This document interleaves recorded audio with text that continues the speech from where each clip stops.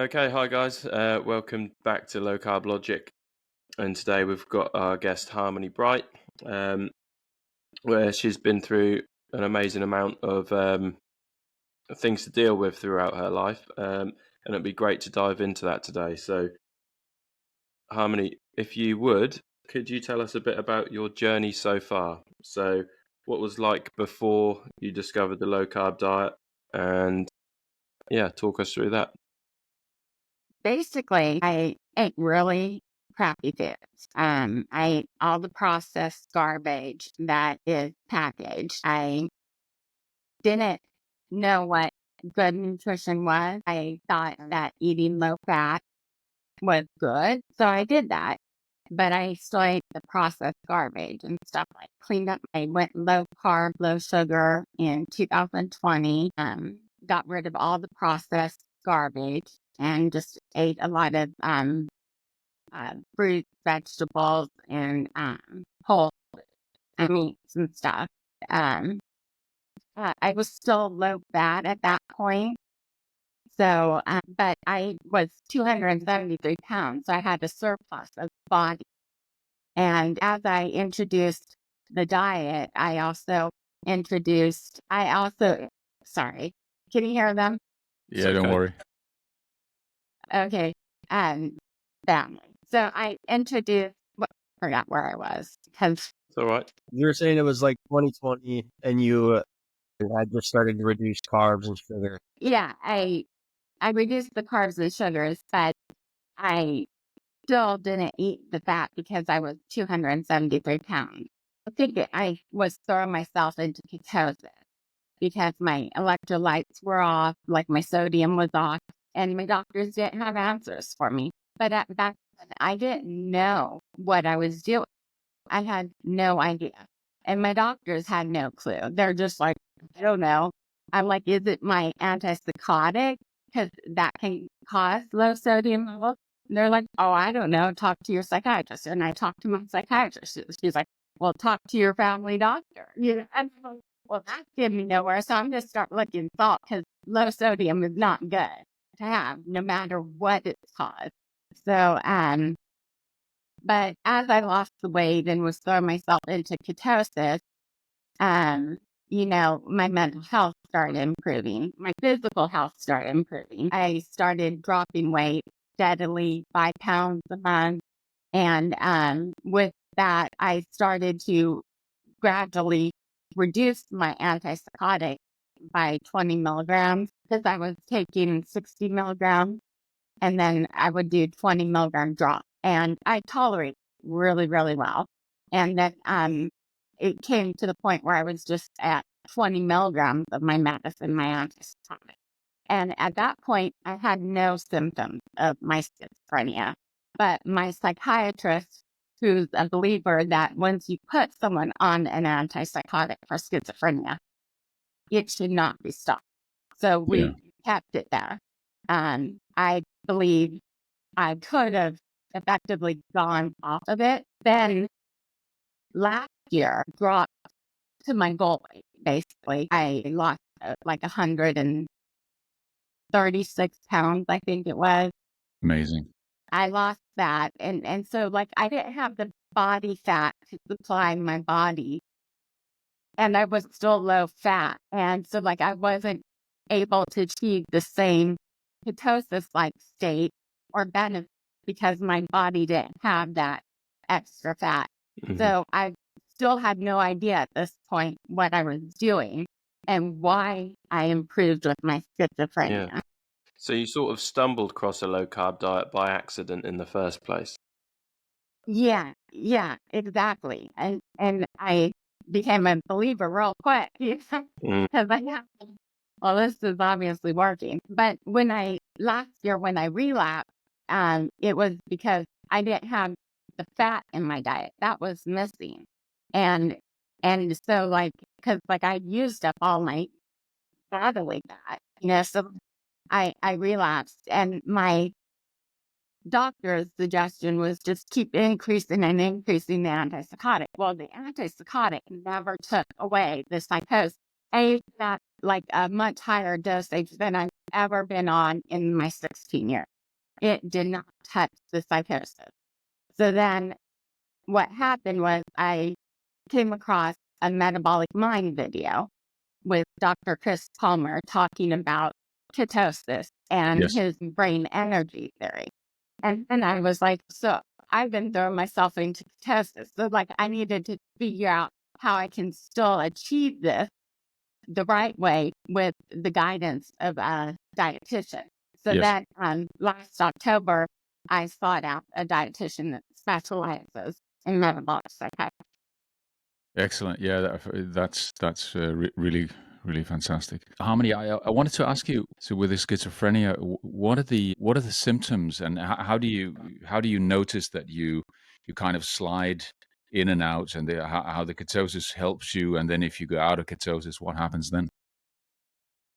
So, like, basically, schizophrenia, there's lots of symptoms. You can have delusional thinking and beliefs and stuff like that. Like, last year when I was in psychosis, I thought my food was being poisoned. Like, you Yeah. can have hallucinations. It's like visual hallucinations. Some people hear things. I never heard things, but like, there's a whole plethora of symptoms you can get. But like, the most eye-opening thing was when I was trying to start this diet. And I was like, well, like trying to figure out what I need to eat and how to balance my plate and stuff like that.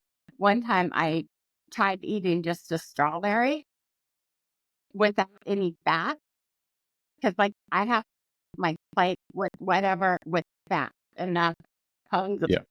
Yeah. Mhm. And so, like, I thought, well, maybe I could still do that. But being lean, I can't, or however my body changed, my dietary needs changed. I ate a strawberry and I became agitated, full, like Mhm. I Amazing. was just like, Yeah. like rambling, like, like basically a mad woman would just ramble, like, and I was just like, whoa, that was really eye opening, and so and it's just like that. When I eat foods that I shouldn't eat, it could spike my glucose. And I've noticed when my glucose is elevated to a certain extent, um, I could be symptomatic. And that's because the glucose and the ketones operate with an inverse relationship. So if one is Sure. high, the other one's low. And Yeah. so, like, yeah, it can be a problem. Yeah. How old were you when you first were diagnosed? Like, were you overweight when you got the diagnosis? Did it happen at a young age, or did it kind of develop later in life? No, um, I got the diagnosis in my 30s, but I think my symptoms started like as young as like middle school. I can remember like I was like cognitively, like I could understand and comprehend things in elementary school. But then when I got to middle school, like my cognition really suffered and I couldn't Mhm. quite grasp things. And then like over time, like in my youth, I started having more symptoms. Like I started having paranoia and stuff like that. And then it gradually progressed to, I think it was in 2006, I tried to read a book to learn something new about like a health condition that I was having. And I remember my processing, I would read a paragraph and reread it and still not comprehend. And it was just a Yeah. matter of frustration. Yeah. So And it sounds like so, it's quite a journey, really. Um, yeah, it sounds Oh, like it was quite hard at the time. So it was like when you were reading those paragraphs, you were thinking, "What's happening? Why can't I comprehend this section of text?" yeah. And the crazy thing is, like, I knew about schizophrenia because my father had it. That's part of the reason why I wasn't raised with him because he suffered greatly with his schizophrenia, unfortunately. And, so I was aware that it existed, but I still didn't make the connection that that's what I was going through. sorry, I don't know if this is like a sensitive topic, but the like transformation pictures of you are pretty remarkable, to be honest. Like, was he also like overweight? Have you kind of been like that your entire life? Like, how much would you say the schizophrenia is influenced by, your metabolic health versus like the concept of like genetics and hereditary? I don't really believe in genetics that much because you can turn on and off gene expressions by your diet and metabolic therapies. So, like, you're not destined to be schizophrenic. I don't think, because like there's interventions that you can do to ensure better outcome for you. And I think that it's like that for many of the diseases and illnesses. Yeah. I'm just thinking of both Chris Palmer and Georgia Ede because of the books they published on this as well. Did Chris Palmer's book, was that kind of a decisive thing, or were you in direct contact with him as well on your way to getting better? So it's kind of funny. Like, I followed him on X and I followed ED on X, but it wasn't until recently that I actually finished their book. Their books are very good. I highly recommend Change Your Diet, Change Your Mind, and Yeah. Brain Energy. Yeah, fantastic. It's a great source of information, and I should have read them much sooner, but I didn't. But I kind of learned the hard way, I guess, about like all the things, and I kind of like posted along the way all the things that I made mistakes about. I was like, well, I can't surely be the only one making these mistakes out there. Surely there's Exactly. Yeah. other people not realizing that these things have consequences and stuff like that. Yeah. Yeah. But I Yeah. did meet Dr. Chris Palmer recently when I went to a metabolic retreat, and I met Edie too, and that was pretty nice. I know I'm trying to taper my antipsychotics and stuff like that, but I paused it, and I spoke to Palmer about that, and he said that's probably not a bad thing. And to pause it, let your brain catch up to everything, because sometimes if you taper too fast, that can be a bad move. Yeah, for sure. Yeah, that's my understanding as well. I'm obviously not a psychiatrist, but nonetheless. Yeah, I think he's probably the guy to ask about that advice. He's one of the few psychiatrists that actually de-prescribe. Like most psychiatrists, they Nice. just put you on it and expect you to take it forever. Yeah, I think the kind of the old, I suppose the old attitude is that with many conditions, including schizophrenia, that it's then a kind of a for life medicated therapy. That was the old stuff, and I guess that's why Chris and George's approach hopefully can be revolutionary and change the approach. It catches on, and I hope people demand better care from their doctors because of it. I think we're lacking in quality mental health care because, like, if you want to go back to my transformation photos, Yeah, the crazy. of me in the blue shirt, I mean, did I really look like I had a great life? No, I didn't. I did terrible. And I can assure you that picture spoke 1,000 words about my life without me.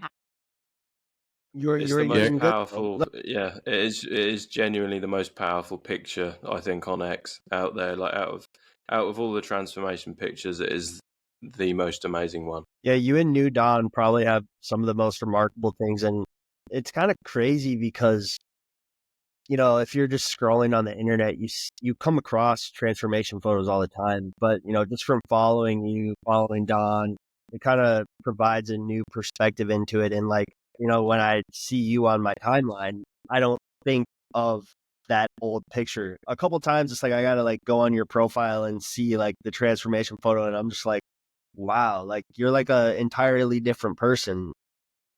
Do you feel like has your voice changed as well? Like your tonalities? I don't think so, but like I noticed like my congestion because like the Yeah. antipsychotic cause a lot of nasal congestion. But one of the greatest things about the ketogenic diet and fast, and all those metabolic therapies is that they lower your inflammation. And so like I noticed like my congestion, it's easier to Yeah, because right. I'm not congested as much. I mean, I still have a little bit of congestion, but before it was so debilitating. Like I didn't even want to go to church because I was like sniffing, and I felt like I would, um, stand in the way of, like, I would disturb others, and Mm, stuff like Yeah, that. sure. So like it was a severe congestion. yeah. Did you? It's great. It's great. Yeah, it's an Did you? interesting point with the congestion. I think I was probably blowing my nose for 40 years, which it just stopped when I went on a ketogenic diet. And since then, for the last 5 years, no, never have a cold, no congestion, nothing. It just clears everything up. Just amazing. Yeah, it's amazing what inflammation that runs Yeah. rampant in your body will do, Yeah. because Mm, like everything hurt, everything was inflamed, and I'm realizing that inflammation was the death of me. Like it ruled my body, and without it, like I'm realizing that I can enjoy my. that's And what do you? fantastic. When you say inflammation, like how do you define that? What do you mean by inflammation? Okay, so back in 2020, before I started any of this, if I just stood up, I was in pain. Like my feet hurt, like they were so swollen and inflamed. And I go to the get a colonoscopy. My intestines are inflamed. My gallbladder had gallstones and inflammation. My thyroid was inflamed. Everything about me, my skin was inflamed. Just everything just reeked of inflammation. And since I went low carb, low sugar, and eventually a strict 20 net carb a day diet, Really? I don't feel like the same person. Like it's night and day. Were Yeah, you were and you goody. metabolically unhealthy as a kid as well? What's that? Were you like this as a like growing up as well as a kid? When I was a kid, like if I was like fifth, is that what? Yeah, like in like yeah, it's before that. You know, in high school, I would describe myself as the kid that always ran the mile when like the other kids in class would walk it. Like I enjoyed sports. I played volleyball. I played tennis. I ran at night just to run. So I would say I was a very active kid. But in my 20s, I would say I couldn't run. I couldn't run. It's probably because my mitochondria is dysfunctional and stuff like that. And that's the source of all your energy and stuff. And so I think that played a big part in my declining physical health over the decades. But the cool thing is I couldn't run in my youth, couldn't run in my 30s. I turned 48 this year. And earlier this year, when I was 47, I started running. And I can run like three miles, no problem. And I haven't really had an opportunity to push myself further, but I probably could. Mm, So like this is a good thing. Oh yeah, yeah, that's awesome. congratulations. Yeah, Yeah, it's an fantastic. amazing, really an amazing transformation and story. I think one of the things I wanted to say was that as important as Chris's and Georgia's books and lectures and everything are, I really think it's super important that your story, that you are out there talking about your story and updating and also talking about whatever issues you encounter on your way. I think that's tremendously valuable and important. So I think that's really great, and I just wanted to say that Thank you. as well. Yeah, I was can I just go wondering, back to something? was Oh, yeah, wondering. go ahead. Go ahead. No, go ahead, James. No, I was just I'll thinking remember about, my question. and unless this might be it, Klaus, just around you were saying about how, when you were diagnosed, they would basically say, "Here's some drugs." Is that is that what the general consensus is within the psychologists today? Do they just prescribe things rather than a ketogenic diet? We need a lot of reform in mental health care. Nothing's changed. My father had a schizophrenia. He was unfortunate in regard that he took first generation antipsychotics, which are known to increase insulin resistant and just like compromise your metabolic health really badly. He died of a heart attack in his early 40s. I mean, there are consequences to these drugs. And unfortunately, they do prescribe them. They're called second generation antipsychotic. And they still gave me terrible insulin resistance after taking them 16 years. And that's one of the hardest things that I had to overcome when implementing a strict therapeutic ketogenic diet is that my glucose would still be really, really high. And in order to be in therapeutic range to treat my schizophrenia, it needed to be between 70 and 90. And my glucose was always like pre-diabetic, error. And so like it was really hard and it took a significant amount of time for that to come down. Do you know how many do you notice when you do? Because of course I probably read most of your posts. So you do a lot of walking, you do a lot of exercise. How does this affect your blood glucose? And do you kind of adjust your intensity of exercise based on a blood glucose response? How does that work? Yeah. So like exercise has been a tricky point for me sometimes. And I think I solved it. I think Yeah, I great. Good. Yeah. So basically my problem was when I did zone 5 exercises, I would get a blood glucose spike. Yes. But what I started to do is return to the Stairmaster, and I typically stay in zone 5 for an hour. That's pretty high, isn't it? Yeah. It's Yeah, great. For an hour. Yeah. yeah, I like this one. So like I stay in zone 5, but typically, like even if I did like jump box jumps or stuff like that, that would like spike my glucose. And when I get spiked in my glucose, I could get symptomatic. And so like I know that's not good for me. So I needed to have a better way to go about this. And what I found is if I have an insane amount of fat going into my workout, I have more steady glucose. And that's been really helpful. Like when So, I say an insane amount, really like 10 tablespoons of fat, like I have like lots of fat. And Amazing. Yeah. so you see that So you do that. So you eat that just before your workout. You fill up, you tank fat, and then you go, and that keeps you. 6 eggs with 5 tablespoons of butter and some fat on, Fantastic. Yeah. and that sustains me to where I don't get those really bad spikes.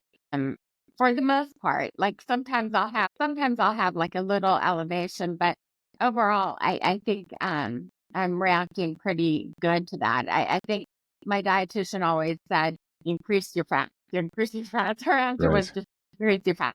It's probably because like I do intense workouts and stuff like if I weren't working out that hard, I wouldn't need that much energy for my fat. But I need that because my workouts typically consist of 2 to 3 hours a day. And Exactly. 2 to 3 hours a day workouts, I, I had to choose them because they chose me because insulin resistance is so bad due to my antipsychotic.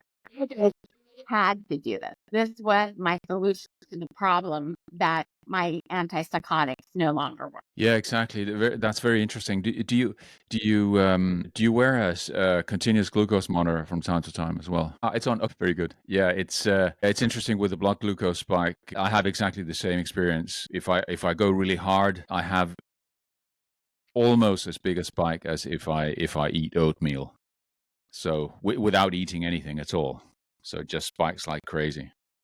So do you see a correlation with heart rate then as well? My heart rate does go up. Because like when you're in zone 5, your heart rate, mine is like in the like 160s or 165. But so like my heart rate when I get to zone 5, when I do jump box jumps or the stairmaster or running and stuff like that, my heart rate does go up. But the interesting thing is that I learned really recently is that breathing can actually improve your mitochondria, like deep breathing and stuff like that. And so, like, one thing when you're in those zone 5 workouts, it increases your deep breathing. I know, like, I'm sucking wind, you know, Mm. like, yeah, that's just increasing my mitochondria. Does the does if your glucose levels or what is it, blood pressure? Is that what we're going based off of? What? That spikes your The blood glucose, yeah. yeah, your blood glucose. So if this goes up, have you noticed a correlation that even if you're not physically active, if your blood glucose goes up, does your heart rate then go up as well? Well, okay, sometimes I would say my glucose goes up and my heart rate. No. Sometimes I'll eat a cheat meal and I can feel my heart pumping faster, it seems like. Yeah. So sometimes my glucose does go up. I think if I don't adequately fuel for my workout, I've noticed that it tends to go up more when I'm in the zone 5 workouts and stuff like that. But I think recently, like, I started upping my fat consumption pretty intensely, and it seems to be helping me tolerate those zone 5 workouts to where I'm not getting those glucose spikes as much. Like, I still get them, but they're not as like, whoa, this is not feeling good, you know? So Yeah. yeah, so it That's sounds like you're interesting. No, it makes managing sense. to It makes run off a sense. lot of You're probably ketones very still. well fat adapted at this point. Yeah, exactly. Yeah, so when it So comes to your food, sorry, when it comes to like the ketogenic meals which you do have, Harmony, so you've got Klaus is a ketogenic carnivore by trade, Goody is a long-term self-experiment, and myself, I go in and out of carnivore, low carb, and keto. So what does your average meals look like? Do you have to, weigh everything out and be super strict with everything? And do you stick to mainly meat, or do you have a wide variety of any ketogenic foods? Some vegetables, like really low carb vegetables, and minimal fruits. Now, a few years ago, I tolerated more fruits and stuff and more vegetables, but I would say that's greatly diminished now that I'm thinner. That was the major difference is my shape in my body. So I have to think that that probably played a role. I focus on a lot of meats and fats with minimal fruits and vegetables and some nuts and stuff. Do is you it have easy for coconut you to oil a lot? sustain? Because I'll sometimes have one of the coffee bombs. So have coffee and then put some coconut oil in there. It seems like a very ketogenic source of fat. Oh yeah, I have coconut oil every day.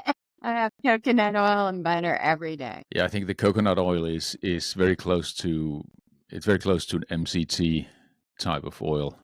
I suppose they make MCT oil out of coconut oil. So yeah, very very good for ketogenic purposes, for sure. Very good for your brain health too. Yeah. I didn't know that. You haven't had enough. That's why, James. No, exactly. I need more.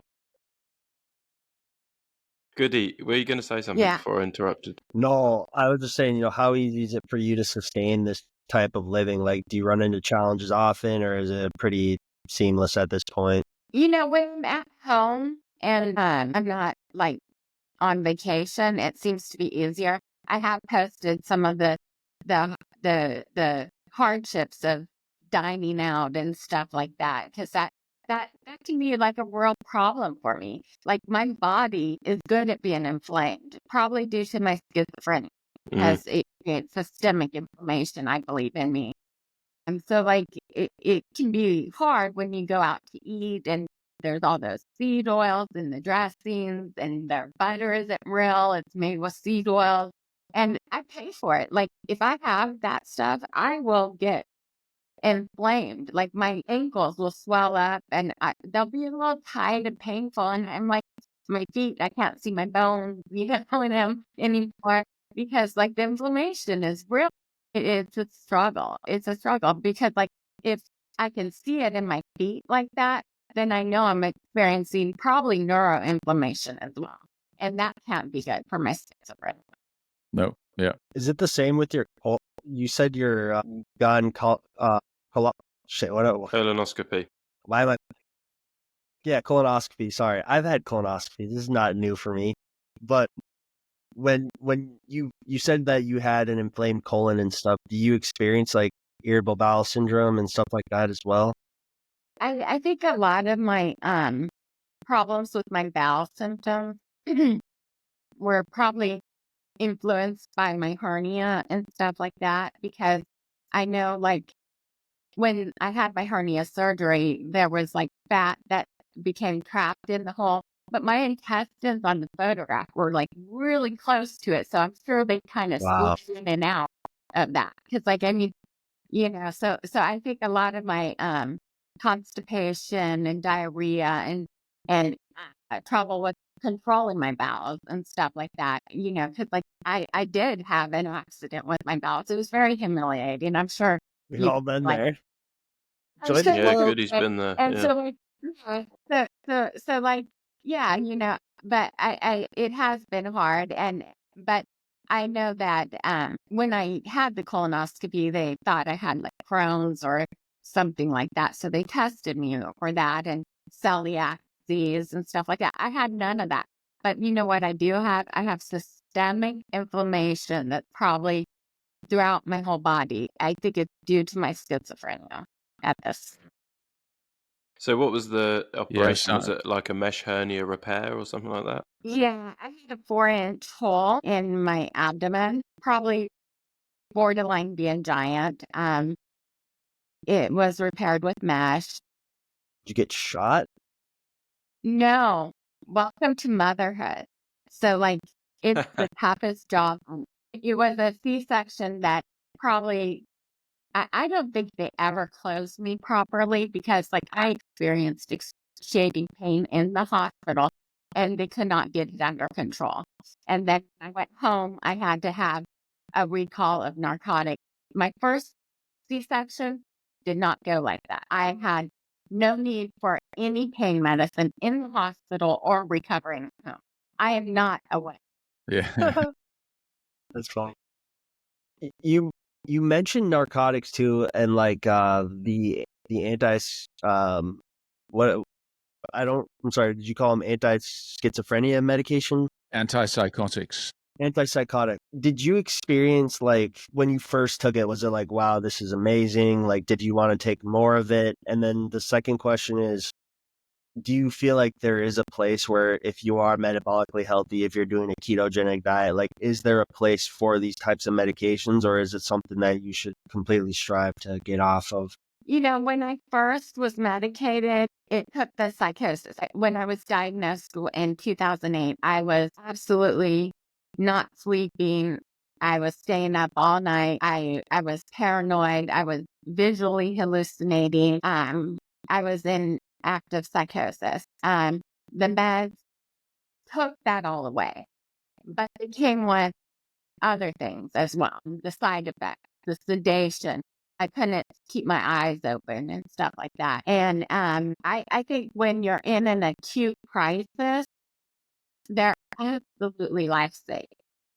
But once you're on them, I think my husband might have said that they're not supposed to be given for more than like X amount of time. I think he recalled saying, like, not like maybe a year or something or less. Mm. Like, they're not a long-term solution, because they create more problems than they fit long-term, Mhm. I think. So Yeah. it's recommended for them to prescribe them long-term, Mm. but the prescribers do anyways, because there hasn't been another option yet. Have you ever asked your doctor about that? I've never personally asked her about that, but it would make an interesting question. It's kind of, it can be hard to ask a tough question, right? Like, Yeah. just being like, what are your thoughts on prescribing this type of medication versus, I mean, we can maybe infer what she'll say, but yeah, it's good that you really came around and kind of learned a lot from your experiences. Yeah. Yeah. Yeah. So Harmony, how did you find the So my husband told me that I could follow, like, the the Georgia Edie, the Chris Palmers and stuff like that. And so when I started it probably about a year ago, my X account, and I originally started following them because I was like, you know, I knew they were on to something. I was like, I need to learn. And then I found a great little community of like-minded individuals that are experiencing the same thing with great benefits to their health. And I found that very comforting. Yeah, it's a fantastic community, especially like this the one that we're all subject to, the low carb one, and that's sort of part of why we're branching out to YouTube and all these other places. But my gut instinct, so you're already on Instagram and things like that. So how does Instagram compare to the X community? Is there much of a community on Instagram compared to X? I haven't really found my community on other platforms. Mm. I think X is probably better because like I've been able to learn so much more because there are a lot of like-minded people that are doing diet and shunning pharmaceuticals and getting better.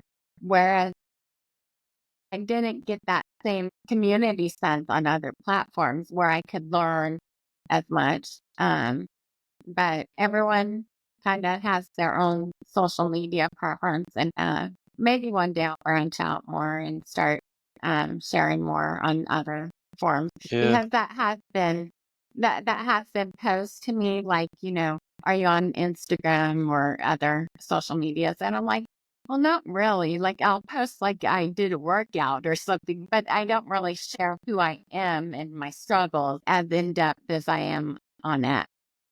Yeah, Yeah, X is pretty conducive to very more in-depth discussion and exchange of ideas and thoughts. Yeah, 100%.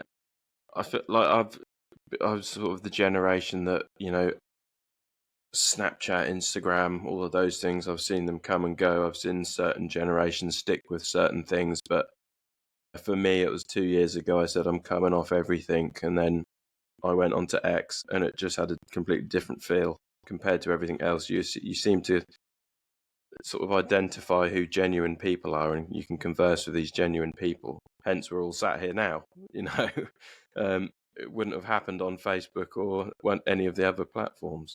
That's a bit of a side tangent, but there you go. Yeah, I feel like I found a very supportive community on it. And because like they've also struggled just like me.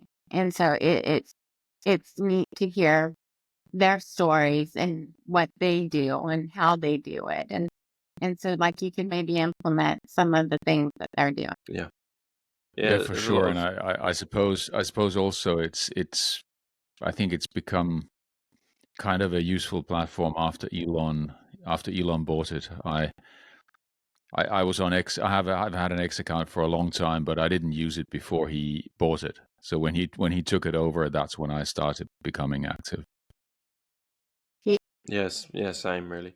I only used to use Twitter to see what Elon was saying. Yeah.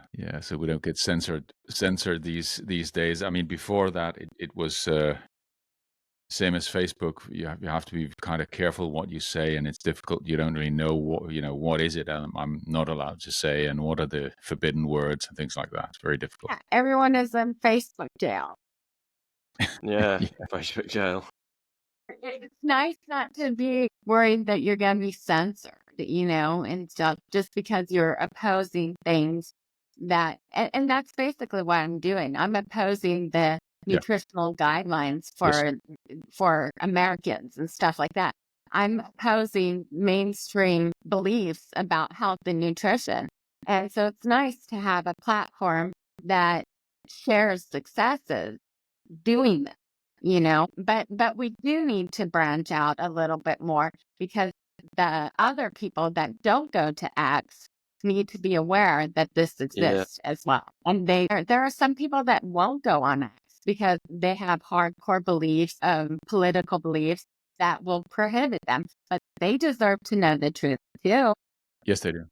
So maybe I should post more on my other social medias. Yeah. So while we're on that topic, what do you think of Robert F. Kennedy Jr.'s sort of stance on Make America Healthy Again? So I know he's obviously thinking about the vaccines, making companies accountable for vaccines, is looking at the food industry. Maybe there's sort of some route for you to sort of lead or send an email or message, a letter, etc., to the department, so the Make America Healthy Again department, around this topic, because as you know, you're sort of living evidence of what can be as opposed to what currently is. So maybe that's something to think about in the future. So maybe put a little letter together saying, this is me, this is what I've achieved, and this is what I genuinely think about the healthcare guidance on mental health issues thus far. That might be something to look at. Yeah. So like Chris Palmer recently did like a Senate roundtable, and he expressed his concerns along with a lot of other people in the movement, and that that's really beneficial and stuff like that. So I think there are people that are actively pursuing change with our um, food and drug administration and stuff, and what they allow in our foods and like our healthcare and stuff like that.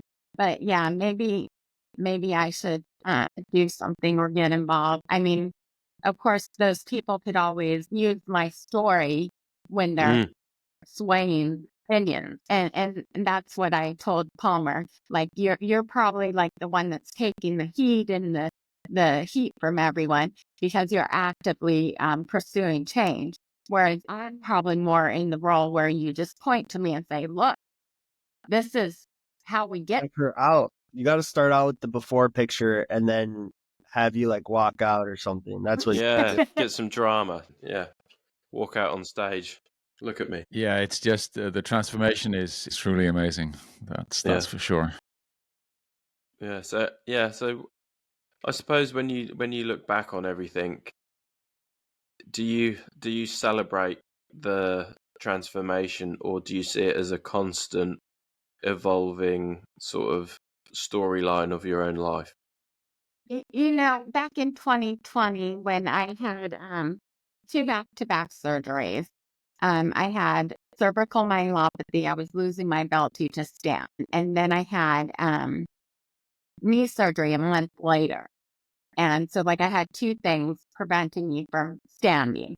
And I said to myself, you know, if I make it through this, you know, I'm gonna try to do something with my life. You know, I'm I'm gonna try harder. You know, if I can just stand and do normal things, you know, I'm gonna really put forth an effort and try to improve my. Yeah, I What's your think biggest hurdles moving forward? What's that? Do you feel like moving forward, there's like any hurdles that you face, like any big obstacles that you're still trying to figure out, or feel like you have a pretty good grip on everything right now? I think what makes me entertaining is that there's always something. True. There's always something. Like last night, this has never happened to me, but my Keto Mojo reader, because like I still take my reading like once a day. In the beginning, I took it like 4 times a day. I was like, I have no freaking clue what I'm doing. Yeah. But now that I kind of know a little bit about what I'm doing, I do it once a day. And so like at the end of the day, I took my Keto Mojo reader and I pricked myself, and then the meter said glucose. I was like, that's darn good for me because like my glucose tends to run high due to insulin resistance. I was like really impressed. And then I put the other strip in for the ketones. I was like, I've never gotten that reading before. And it said high. I was like, I gotta look this up.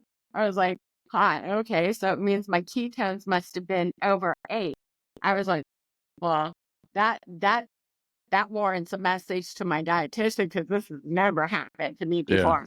And I didn't know what to do. Like I was like, you know, and she explained to me, you know, maybe just take like a bite of fruit or a tablespoon of fruit juice or something like that to kind of balance it out. But she explained that it's probably just, you know, too much ketones and I needed to like bring it down a little. Interesting. But so like I think there's always new challenges for Yeah. Yeah, Life's always a challenge, that's definitely. interesting. I think I never managed to get my ketones over 4.5. I was maybe very happy, yeah. and I felt very happy. You know, for me, if my ketones go above 1, I feel euphoric. Typically I would say I do best when I'm at 2 to 3 on my Yeah, ketone. When I get really high, like above 3, I get so stuffed feeling like I'm just stuck. Are yeah. there any, I so just get euphoric. You just it's great. are there any, Good can you feeling. Yeah. talk us So through your for my supplements that you take? my supplements. So like I do NAC, glycine. I just ordered L-theanine because I think I do have a little bit of like akathisia. I think that's how you say it. I don't know. It's like a movement disorder due to antipsychotic medications. And so I want to implement that, especially when I'm withdrawing from my antipsychotic meds. The L-carnitine, the L-theanine, and the glycine, because that combination will act like a Xanax. And what I've read about that combination in Xanax is that sometimes when you're going through antipsychotic withdrawals, that combination can be very, very helpful because it acts like a Xanax. And Xanax has been shown to ease the withdrawals from antipsychotics. I do take vitamin D because I have been deficient, and probably because I was schizophrenic and my antipsychotics caught sun sensitivity and stuff like that. So I do take that. And unlike you, Claus, I'm low on ferritin. So like I do take iron supplements. And I learned from you that it can inhibit the iron absorption. Yes. I feel like, that's what's been helpful about X. I'm learning from others and trying to better my health. But there are some supplements that I do take, and they're very I think helpful for me. I think I came up with a very simple way of, or maybe it was Klaus. It's either mine or Klaus's idea. But basically, to get the most ferritin out of a meal, it was cast iron skillet, beef in a tomato sauce, so like ragu or a tin of chopped tomatoes, something like that. So you get the acidity, drawing the ferritin out of the cast iron and the meat, and then you get the vitamin C from the tomatoes, which increases iron absorption. Can't remember if that was yours or mine, Klaus. I think it's your idea, but I agree. Yeah, If you okay. want to maximize it. Yeah, I heard that vitamin C helps the absorption of iron, and I usually do like my homemade electrolyte drink with extra lemon juice. And so, like when I eat meat, I kind of swig a little bit. Yeah, it's a bit of a balancing act. You don't want the ferritin too high, but you don't want it too low either. But I think typically men and women have a little bit different, kind of the opposing problem. That typically women tend to have lower iron or slightly too low, and men tend to accumulate because we don't get rid of it in any forms. The women tend to have that because they menstruate. Yes. But I've had a hysterectomy, so like that's not my issue, unfortunately. I wish I were normal. Yeah. But anyway, as long as you get the blood test regularly, of course, then we can address it with the appropriate supplements and diets. It's interesting that what you're taking. It's of course I'm taking much of the same supplements that you mention, and especially the glycine and NAC and NAC. I take that in the evening. Very effective to go to sleep quickly. Another thing, I forgot magnesium glycinate. I take Yeah. that and potassium. Yeah. And I take the magnesium 3 times a day. It's really helpful for your sleep if you also take. Well, I take the magnesium glycinate in the morning because of the dawn effect, and it usually raises my glucose. And then I take it with my meals because I take my antipsychotic with my dinner, and that usually elevates my glucose. So like Exactly. magnesium kind of counters that. And then I take it before bed because, it's good for sleep. Yes, it is. Yeah. Yeah, I take it morning and the evening, and yeah, it's effective for sure to get good sleep. Regardless of who wins, health should be a priority for like Yeah, both ways. for sure. Yeah, 100%. I think regardless of who wins, this movement is not going to die because like there are too many people talking about their health benefits from shunning the current medical system. And so like this movement's not going to quiet down or go away. And the pharmaceutical companies should be rightfully scared because they're about to lose profit. Do you think that more people are going to come to Twitter and other social media platforms to, like you, like to get these ideas? Like, do you think this is kind of a growing new concept? I think that a lot of people, based on their political party, shun X or Twitter because, like they think Elon Musk is horrible and stuff like that. So like I think the answer to that is more people like us need to branch out to other social media to reach those people, to include them in the fold, and to share our knowledge, and to share our success stories, and to share how medical healthcare system has failed us because they know, and they need to know. They really need to know because like there are people that are dying because of the health system. Yeah, and it really shouldn't be it really shouldn't be a political issue in terms of Democrat or Republican. That should be beside the point. Yeah, it shouldn't be because like you can work with either party. And then that's when you can start looking into things like what party's best when it comes to, well, who's paying who, where's Big Pharma putting the money, and things like this. And that's when for me, that's when it's important for everyone to do their own research on where's the money moving from, where's the money moving to, and then looking at people's track record on things. Yeah, and then when it comes to like X and branching out onto other social medias, is if there's big pharma companies paying Facebook to publish ads, they're going to not promote your post about the opposite of what big pharma want you to think. So then it sort of comes full circle and you go back to X, and then I feel like it's a bit of a tapestry of like, where's the corruption? Are we going to be stuck in in sort of a time loop? And with X, so say if, for example, say if the Democrats win this time, it will be interesting to see the amount of downloads of X over the next sort of 3 or 4 months. So are people going to be thinking something's wrong? I'm going to go to X to sort of get as close to the truth as we can get. Strange one. If that makes sense.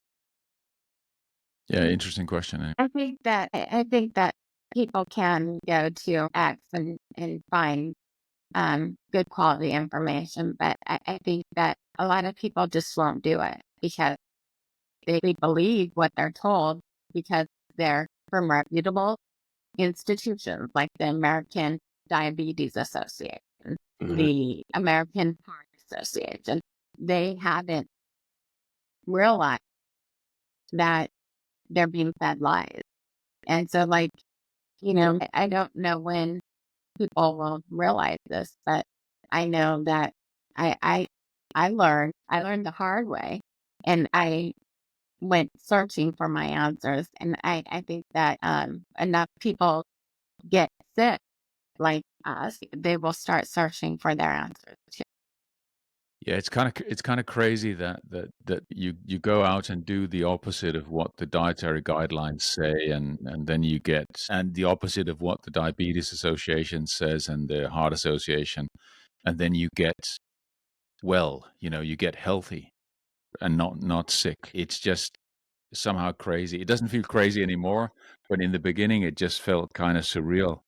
That how can it be? These organizations that we inherently trusted, they're just telling us things which don't appear to be true.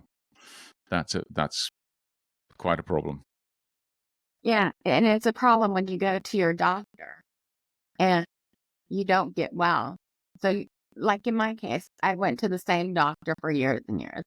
And then I was like, I'm not getting better. So I'm going to switch doctors, because like I just felt like I constantly declined and stuff. Like, so I'm like, well, maybe I just need to have better information from a better source, and so like I switched doctors. I was proactive.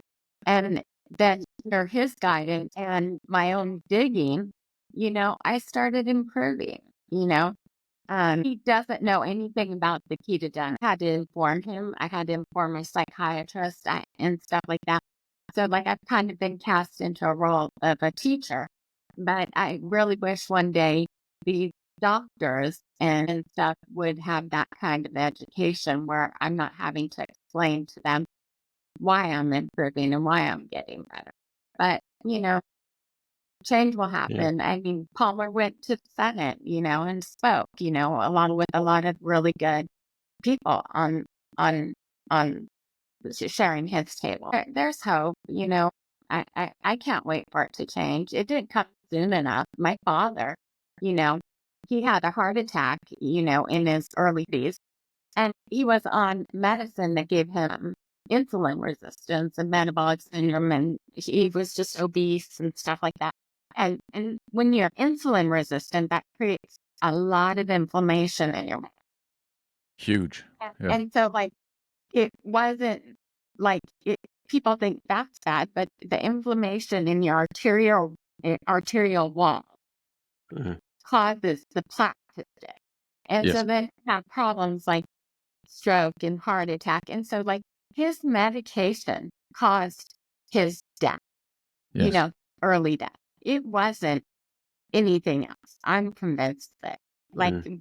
that is ungodly early to die of a heart attack, Yes, it is. Yeah. And It so, makes like, sense.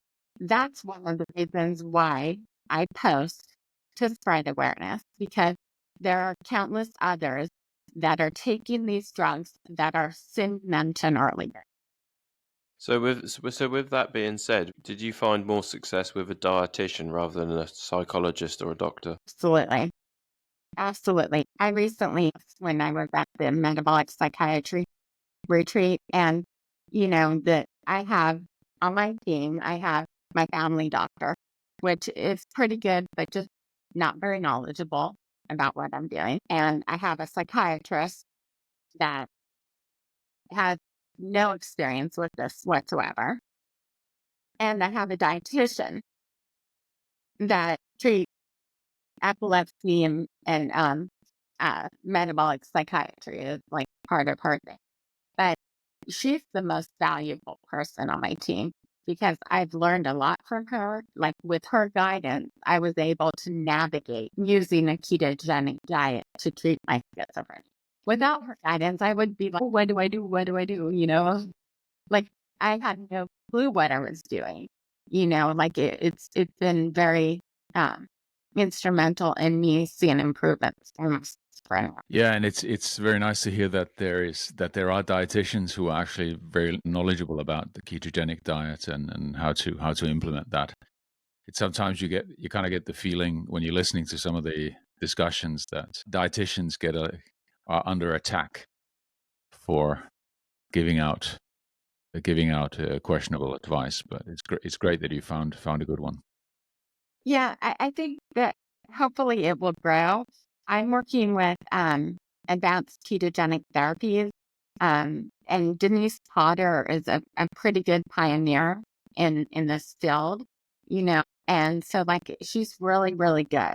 I hope this field expands and grows. I hope Mm. that more people use the ketogenic diet because it's so useful. I mean, my meds stopped working last year. So, like, the only reason I'm able to do these things that I'm doing now is because of the ketogenic diet, because the meds don't work for me. So, like, obviously it's worked. Yes, obviously. Yeah, obviously it is. Very, very clear. Fantastic. Did you ever experiment with a vegetarian or a vegan diet? No, I've never done a vegan diet. I just did the horrible processed low fat Mm. diet that really was really a bad diet. Yeah, and Yeah. then so basically, I think just one of the sort of last questions is, how would you use like a humanoid robot around the house if you ever got the opportunity? I would say I would probably have the robot cook me food. Because, like, I don't know about you guys, but like, I always think my meal tastes better if I don't have to cook. Yeah, for sure. Yeah, 100%. Yeah. Yeah, Yeah, awesome. yeah, Okay. that's good Well, stuff. thank you very much, Harmony. So it's been great to talk to you, and I'm sure we'll have you back on soon. So thank you very much. Yeah, and Harmony, just a practical point. We're kind of because we're at the beginning of our podcast careers here. We're collecting a little bit of a backlog of videos to publish. So it might be 2-3 weeks before we publish this one, but we'll let you know when we put it out. Okay. Yeah. Thanks a And lot for just doing on the this. Really topic appreciate of it. dietitians, we did speak with Mike, the registered dietitian. You'd probably recognize his profile on X. So he's a massive low carb advocate. So he's doing some work in England. So he's fighting the cause. Yeah, I think I do follow him. Yeah, that's cool. Yeah, it's great. Yeah, so thanks for joining. I hope you had fun. Yeah, I'm seeing you guys. Yeah, All Yeah, right, it's thank you. nice Well, to see all you. I'm right, sure we'll have you Harmony. back on eventually. See you soon. Yeah, we'll get you back on Okay. soon. Yeah. Cheers, Harmony. Okay. Thank you.